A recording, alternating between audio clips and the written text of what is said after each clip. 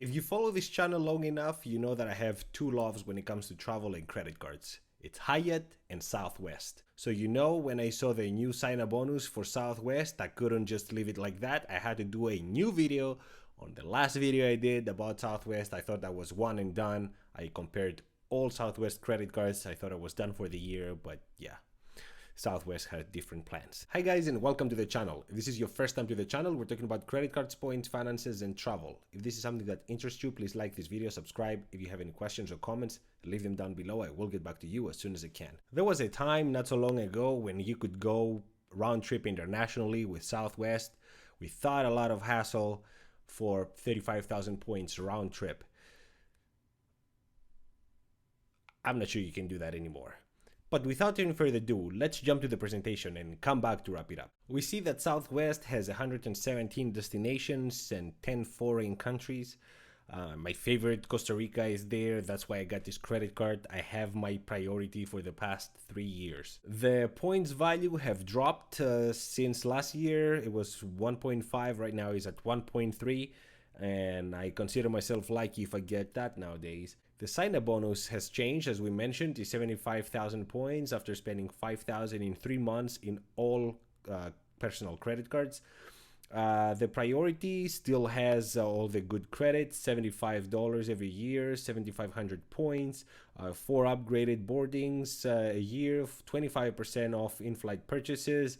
There's no memberships or lounges. The multipliers, we're looking at 3x on Southwest, 2x on rental, local transit, internet, cable, phone, and 1x on everything else. I wanted to give you a heads up here. When I'm looking to the spending, I am trying to take the average. So if I have to spend $5,000, what's the average points? So I'm going to get the 3x, the 2x, the 1x. I'm going to add them and then divide them by 3.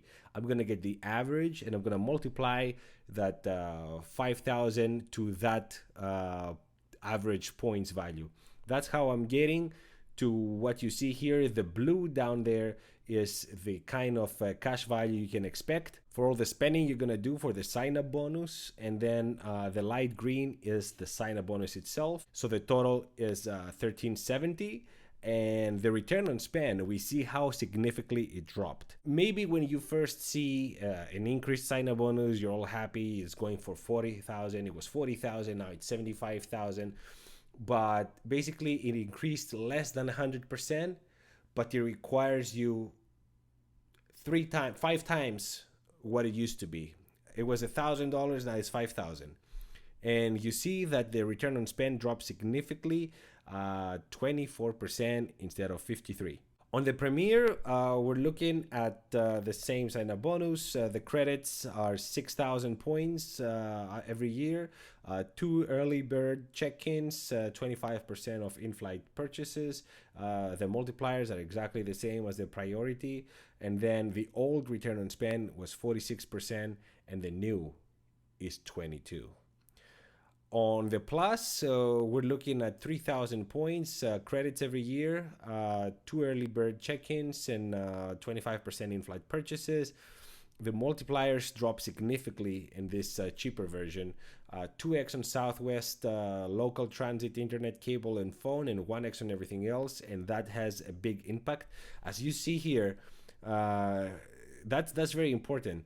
Look at the blue, the light blue. It's 195 for, they all have the same spending limit, right? So this is for the $5,000. You're getting 195 for the other 2 credit cards and only 98 for the Plus because of the lower multipliers. This is the importance of the multipliers.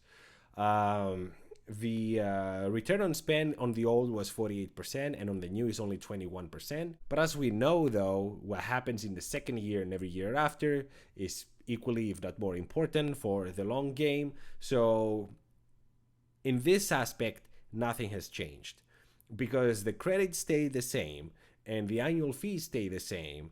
We're looking at 3.8 on the priority, 2.1 on the Premier, and 1.7 on the Plus. So it's exactly the same as the old one. It's safe to say that for the first year, the priority is the best, the second is the Premier, and the third is the Plus.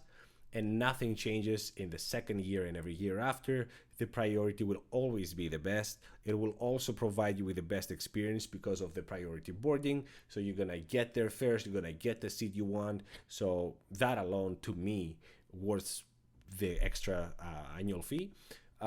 Second, the Premier. Third, the Plus. So yeah, nothing changes. It's very straightforward, right? So you go just for the priority and forget the rest. No. As we know, nothing is that simple. I mentioned many times in the past that you don't need to have a business to have a business credit card. And this is the case here. So instead of looking at the personal credit cards at this point, we should look at the business. The business performance is probably, it was the best credit card even before. But on the first year, at least the priority was coming on top. Right now, the average return on spend is 29% instead of 24% for the priority. And this is 5% more. You're getting basically 5,000 points more, 80,000 points instead of 75 for the same amount of spending.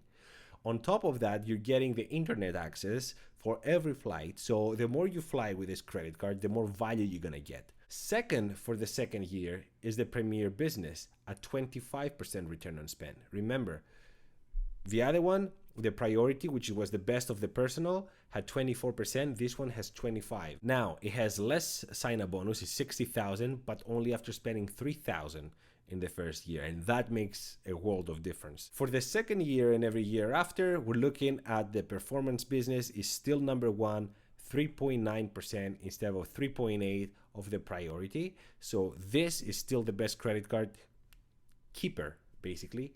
And then the Premier Business drops to third right after the priority. So first would be a business credit card, the Performance. Second would be the priority, and third would be the Premier Business, and then the Premier Personal, and then the Plus. So this offer follows the trend of many other credit cards we've seen.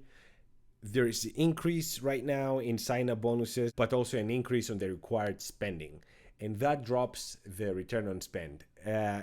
The only occasion that I would say this is important to have that 75,000 points is if you're looking to get the companion pass. If you're looking for the companion pass, even like that, you should get the business credit card because there's two reasons. 5,000 more points for the same amount of spending. And on top of that, it's a business credit card. It's going to allow you to keep one slot open for the 524 Chase's rule. So you will be able to apply for another Chase credit card if you get a business credit card and not a personal. So there's no good reason to go for any of the new offers. Really, you should go for the business, and that doesn't also have a time limit as far as I know. It's the standard sign-up bonus for this credit card. So if you're looking to get Southwest, don't rush. Go for the business regardless. It's the better credit card, period. The other thing that worries me a little bit with Southwest is lately I've been looking to get a flight for Costa Rica. It used to be the case I was going to the Baltimore airport here in Maryland and go maybe with a stop in Florida or Texas and get to Costa Rica, and then Christmas time there would be direct flights. Right now I can find one flight that's less than 2 stops. So anywhere I go, I get 2 stops to go to Costa Rica, and that worries me, honestly. I don't know how or when this will be fixed, but if it's not fixed, I don't know what I'm gonna do because this is my preferred airliner to do that trip. So yeah, let me know what you think. If you have any inconveniences lately with Southwest, I love Southwest. I hope they fix it. From the bottom of my heart, I love my credit card. I would absolutely give it for the business version of it, really. As I mentioned, I have the priority for the past 3 years, but the Performance business is really a much better credit card. Let me know what you think. Thank you so much for watching. Until the next one, ciao.